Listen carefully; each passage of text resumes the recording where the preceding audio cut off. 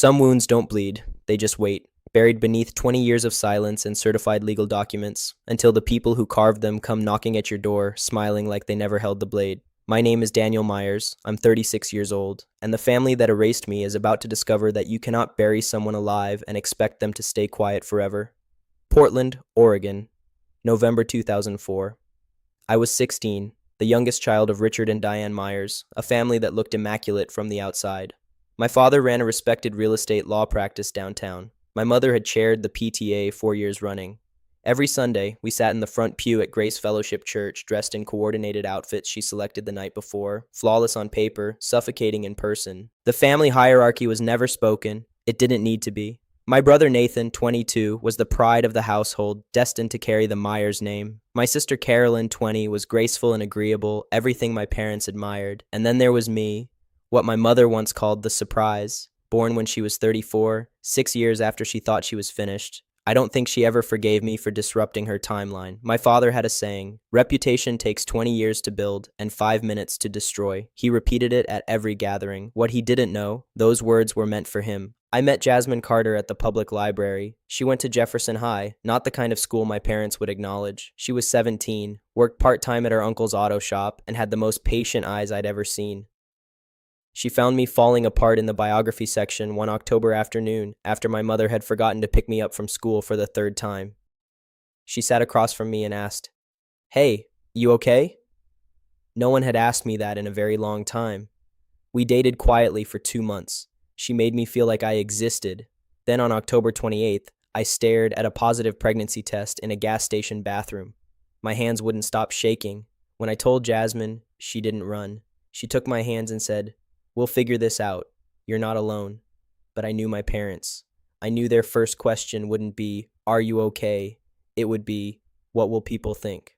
I chose to tell them at Sunday dinner. I didn't know it would be the last meal I'd ever eat in that house. Sunday, November 14th, 2004, 7:32 p.m. I forced the words out while my father complained about a property dispute and my mother planned the church Christmas gala. I'm going to be a father. My mother's fork hit the plate. My father went completely still. Who is she? Is she from St. Catherine's? Her name is Jasmine. She goes to Jefferson High. What does her father do? She lives with her uncle. He runs an auto shop. 11 seconds of silence. I counted every one. Then my father stood. If you keep this child, you are no longer part of this family. By 9:15 that night, I was on the front porch with one suitcase in the November rain.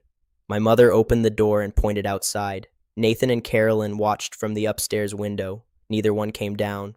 3 days later, my father mailed me a certified legal document. Signature required, like I was a business transaction being terminated. It stated that I had forfeited all inheritance rights and that the Myers family held zero obligation, legal or moral, to me or any child I might have. I kept that paper every single day for 20 years. Jasmine and I built something from nothing in Seattle. A daughter, a life. Then in 2010, she was killed by a truck running a red light. I was 22, a single father, $12,000, and no one to call. I could have quit. I didn't. By 2024, I ran a design firm with 22 employees and $4.2 million in annual revenue. My daughter Layla was 19 and brilliant and everything I'd sacrificed to give her. 20 years. Not a single word from the Myers family. Until November 5th, 2024, when a black Mercedes with Oregon plates appeared in front of my house, and two familiar figures stood at my door. My parents, 20 years older, standing on the porch of the life they told me I'd never have. They wanted to meet my son, a grandson they'd been promising to 200 of their most powerful friends. There was just one problem. I didn't have a son, and what they were about to find out would dismantle everything they had spent 50 years building. My parents stepped out of my house as if nothing had shattered. My mother turned at the door. "This is a chance to heal, Daniel. Don't let old wounds cost you your future." And then they walked to their Mercedes like it was an ordinary evening. When the car disappeared around the corner, Layla spoke from beside me. "You're not actually considering this, are you?" I looked at my daughter. Fierce, clear-eyed, everything they'd tried to erase before she took her first breath. "No," I said. "But I'm not done with them yet." That night, after Layla went to bed, I pulled a fireproof lockbox from the back of my closet. I hadn't opened it in years. Inside were the documents of my erasure. The notarized letter of disinheritance, dated November 14th, 2004. Signed by Richard Allen Myers and Diane Elizabeth Myers, witnessed by a notary named Harold Brennan. 3 pages of airtight legal language stating that I had forfeited all claims to the Myers estate, and that the family held no obligation, legal or moral, to me or any dependent thereof. Any dependent thereof. Layla, reduced to 3 words in a contract, erased before she drew her first breath. I photographed every page, uploaded them, made backups. Mom. I looked up. Layla was standing in the doorway, arms wrapped around herself. I couldn't sleep either. She sat beside me on the bed, picked up the first page, and read slowly. When she finished, her eyes were bright, but she refused to let anything fall. They really did it, she whispered. They cut you out like you were nothing. They did. What are you going to do? I looked at the papers spread across the comforter. 20 years of calculated cruelty, documented in ink. I don't know yet, but whatever I do, they won't be able to pretend anymore. Layla nodded. I might have an idea. The next morning, I made a call I hadn't made in over a year. Margaret Torres, the neighbor who had taken me in that night, answered on the 3rd ring. Daniel, sweetheart, you sound like you've got weight on your shoulders. I told her everything. The visit, the invented grandson, the anniversary party, the $250,000 check placed on my coffee table like I was a vendor being negotiated with. When I finished, the line went quiet. 20 years, she finally said, and they haven't changed one bit. Mrs. Torres, that night, November 14th, 2004. Do you still have your security footage? A pause. You know I never delete anything. Old teacher's habit, document everything. 20 minutes later, my phone buzzed. A grainy but unmistakable image. A 16-year-old boy standing on a porch in the rain, one suitcase at his feet. Timestamp, 9:17 p.m., November 14th, 2004. My parents' address partially visible in the corner of the frame. That's you, Mrs. Torres said when I called back. That's the night they threw you away. Would you be willing to verify this officially if needed? Honey, I've been waiting 20 years for someone to ask. 2 pieces of evidence, 2 witnesses. Now I needed a plan. That evening, I reread my own story. The Seattle Met article was still online, shared over 12,000 times since March 2022. The journalist had spent 3 days with me. I told her the truth, just not all of it. I mentioned being estranged from my family without naming them. I talked about becoming a parent at 17 without identifying the people who'd thrown me out. Not to protect them, to protect Layla from strangers making connections she didn't ask for. I scrolled through the comments. Thousands of them. Then one, posted just 2 weeks earlier, stopped me cold. Does anyone know if he's related to the Myers family in Portland? The law firm people? Someone in my church mentioned it, and now I'm curious. That's how they found me. My phone rang. Eleanor Vance, my mentor, the woman who'd believed in me when no one else had. Grace. She stopped. Daniel, I heard your parents surfaced after 20 years of silence. News travels fast. What do you need? Advice. Perspective. What I know, she said, is that you've spent 20 years proving who you are without them. Don't let 3 hours at their party undo that. She was right, but I was already thinking bigger than 3 hours. Thursday, November 7th, 3:42 p.m., Oregon area code. I almost let it ring out. Daniel, it's Nathan. My brother's voice, 20 years older, heavier. The voice of a man in his 40s, not the 22-year-old who had watched from an upstairs window while I stood in the rain. I know I have no right to call, no reason you should talk to me. He exhaled slowly. But I need you to know some things before whatever happens next. Then talk.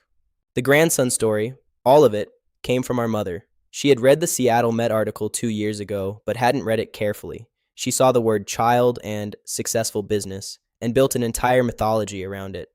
An imaginary grandson. A brilliant young man carrying the Myers legacy forward. She told her church friends, her Rotary Club friends. She'd been dining out on a boy who didn't exist for months. My father had gone along with every word of it. Why are you telling me this? Nathan's voice cracked. Because I was a coward. 20 years ago, I should have come downstairs. I should have said something. I should have...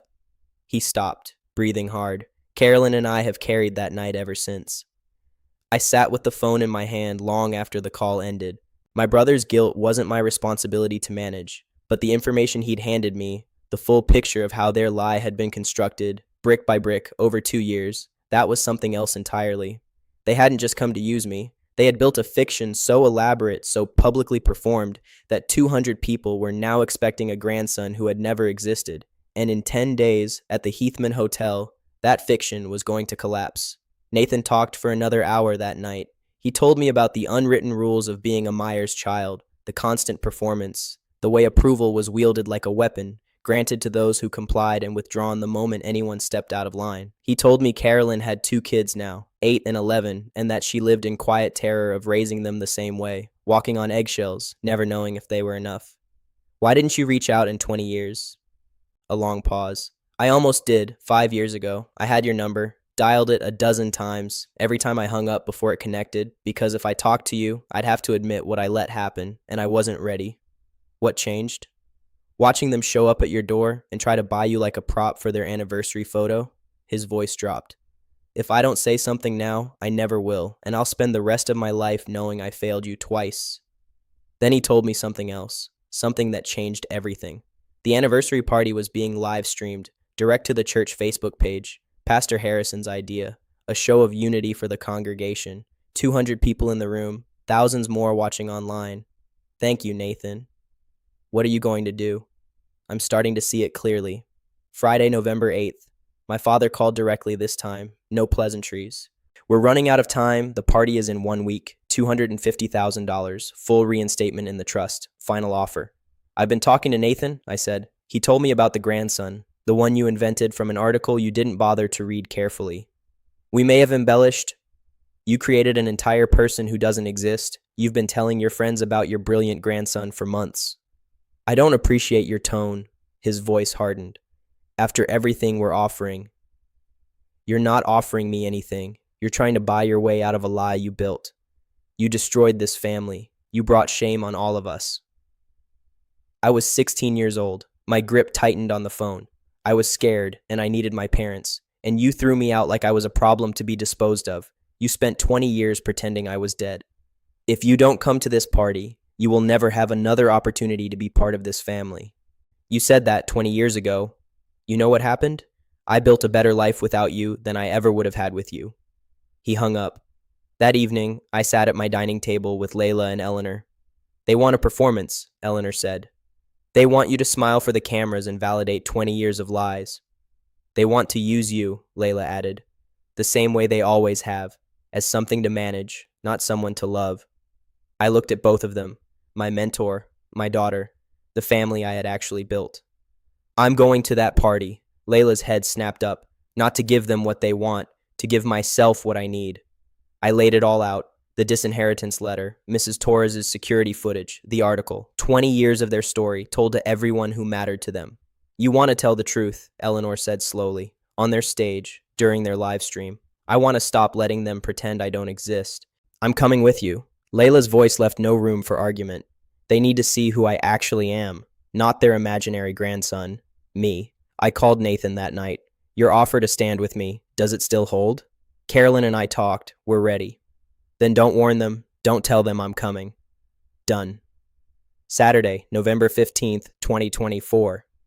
6:47 p.m. The Crystal Ballroom at the Heathman Hotel was everything my parents would have chosen. Crystal chandeliers, starched white linens, flower arrangements that probably cost more than my first month's rent in Seattle.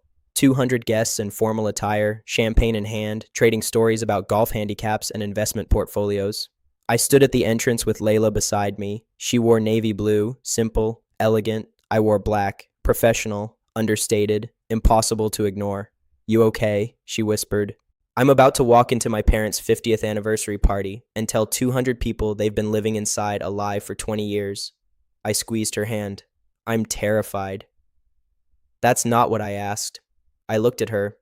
This young woman who had grown up knowing her grandparents had tried to erase her, who had built her own strength from that knowledge instead of letting it hollow her out. Yeah, I said. I'm okay. We walked in. The live stream camera was already running. The Grace Fellowship Church Facebook page blinking live in the corner of a monitor near the stage. My parents stood at the center of the room surrounded by well-wishers, my mother in champagne silk, my father in a tailored navy suit, both of them radiating the confidence of people who believed they had already won. They hadn't seen us yet. Then heads began to turn. Whispers moved through the room like a current. Is that the daughter from the magazine? My mother looked up. Her smile froze. Her hand found my father's arm. He followed her gaze and stopped mid-sentence. 50 years of marriage has taught me that family is everything. I walked toward the stage. The crowd parted, not dramatically, not like a movie, but people stepped aside, sensing that something was about to happen that couldn't be stopped. Layla walked beside me, chin up, step steady. Nathan appeared at the edge of the crowd. Carolyn beside him. They didn't move to stop me. They just stood there, present, finally present, after 20 years of watching from a window. I climbed the 3 steps to the platform. The live stream camera tracked every movement. I could feel 200 pairs of eyes, plus however many were watching from home. "Hello, Dad." I took the microphone from his hand before he could react. "Hello, everyone. My name is Daniel Myers. For those of you who don't know me, and most of you don't, I'm Richard and Diane's youngest son." I paused. "The one they told you went to Europe 20 years ago."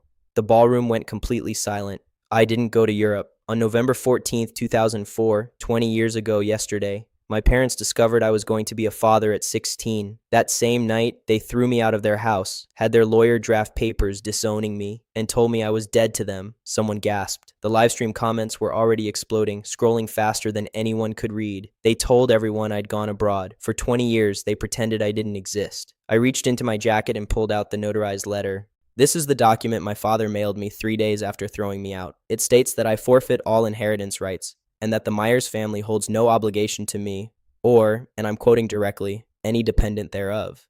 I held it toward the camera. That dependent? That's my daughter Layla.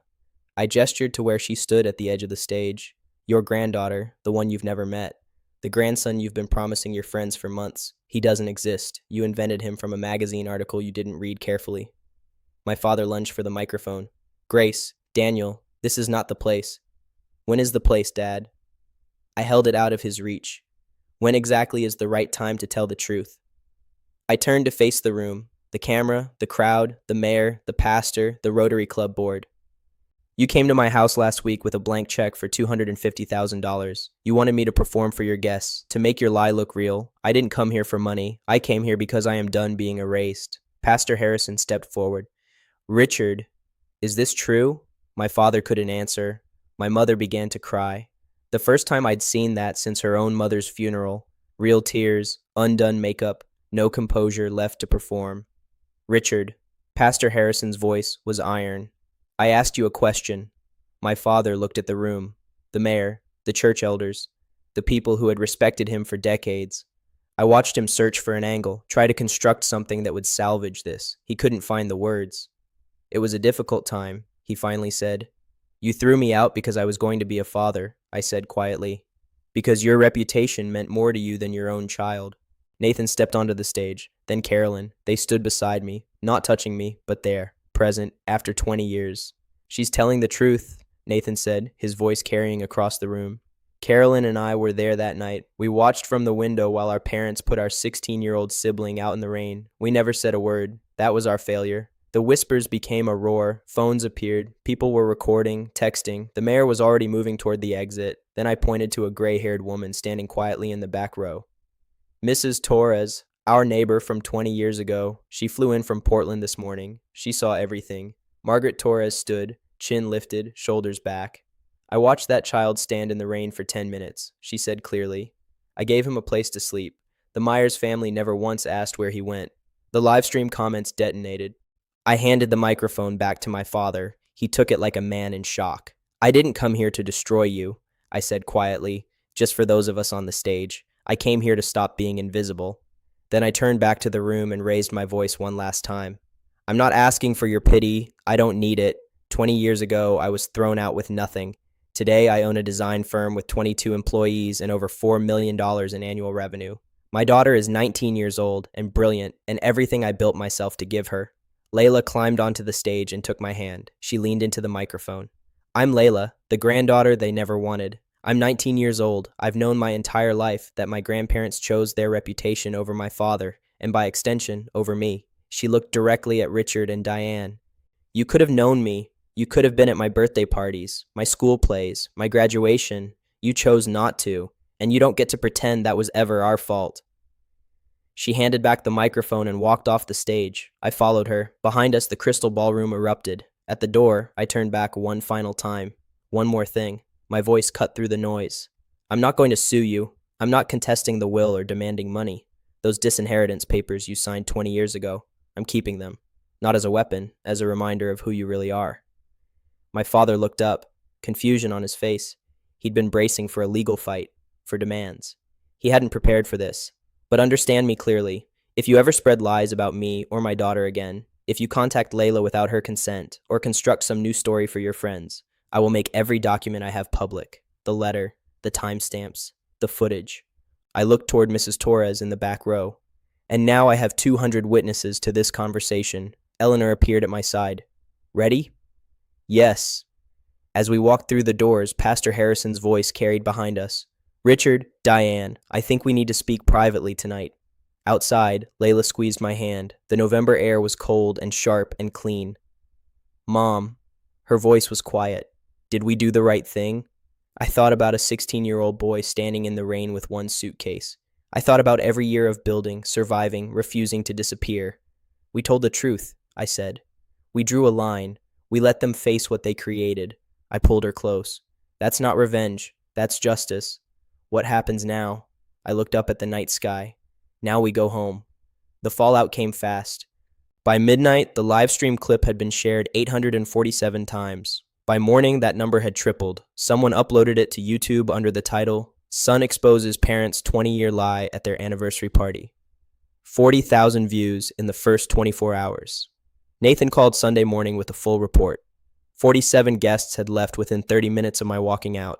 The mayor departed without a word to my father. Several church board members followed. The Hendersons, the auto dealership family, had actually stopped to apologize to Nathan on their way out. Apologized for never once questioning where the third Myers child had gone. By Monday, my father had resigned as a church elder. For personal reasons, the bulletin said. Everyone understood. By Wednesday, the Rotary Club announced a review of membership criteria. My father's name was cited directly. Meanwhile, I was in Seattle answering emails. 7 new client inquiries arrived that week alone. People who had read the Seattle Met article 2 years earlier and had just connected it to the video. Some fallouts destroy, others clarify. Mine did both. The Thursday after the party, Nathan and Carolyn came to Seattle for the first time in 20 years. We sat in my living room, the same room where my parents had placed a blank check on my coffee table 2 weeks before, and talked for 6 hours. Nathan told me about the years of guilt.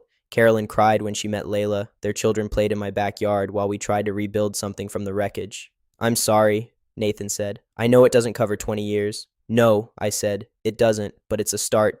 1 week after the party, my phone rang. Oregon number. My mother, Daniel. Her voice was smaller than I'd ever heard it. I'm not calling to apologize. I don't know how to do that yet. Then why are you calling? A long silence. I've watched the live stream 11 times. I keep looking at your face, trying to find my son, the one I put out in the rain. I said nothing. Your father isn't doing well. The church, the Rotary, his colleagues, everyone looks at him differently now. He doesn't know how to carry it.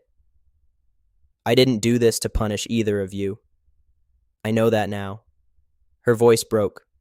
You did it because you had to stop pretending, because we left you no other choice. Why did you really call, Mom? The longest pause yet. Because I wanted to hear your voice. Because I haven't heard it in 20 years and I realized I might never hear it again. Because my granddaughter stood on that stage and told 200 people she'd spent her whole life knowing we didn't want her, and I couldn't breathe. I'm not ready to forgive you, I said. I might never be. But I'm not going to hang up on you. That's more than I deserve. Yes, it is. We stayed on the line for another minute without speaking. Then she said goodbye, no demands, no requests for another chance. Maybe that was something. Or maybe it was just the first step of a road neither of us could see the end of. Thanksgiving 2024, my dining table, the one I'd bought from an estate sale 3 years ago and refinished myself, seated 12 people. It had never been this full. Layla on my right, Eleanor on my left, Mrs. Torres teaching my nephew how to fold napkins into swans, Nathan carving the turkey, Carolyn's kids arguing over who got to light the candles. My parents weren't there. We hadn't reached that point. Maybe we never would. But looking around that table, I understood something I had spent 20 years trying to learn. I had been mourning a family that never truly wanted me. And all around me right now were people who had chosen to be here. Not a performance of me, not a version useful to their image, just me. Layla stood to make a toast. She unfolded a piece of paper. When I was little, I used to ask why I didn't have grandparents like the other kids. Dad always told me the truth, that they'd made a choice, and that choice had nothing to do with me. It took me years to really understand that. She looked at me. But I understand now. Everything I have, everything I am, is because you never let their choice define us. She raised her glass. To the family we build, not the one we're born into. If you're still with me, let me leave you with this. 20 years ago, I was a scared 16-year-old watching my parents' taillights disappear down a wet street. I thought my life was finished. I thought I had nothing left. I was wrong.